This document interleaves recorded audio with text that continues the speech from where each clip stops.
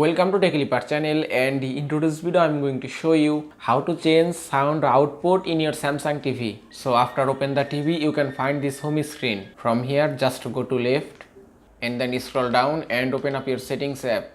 That's it. From here go to all settings option and here it is. From here scroll down and go to sound option and that's it. Here at the top you can see sound output option. Then you have to just select it and then press OK.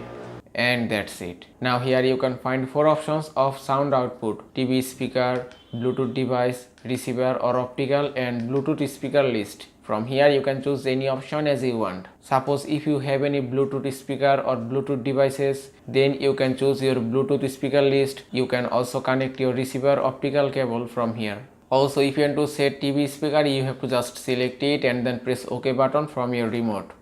And it's done. Now your sound output has been changed successfully, and that way you can select an audio device from the list to play TV sound, and that's it. And that is how you can change sound output in your Samsung TV. I hope this video was helpful. If it was, please give it a thumbs up and don't forget to subscribe.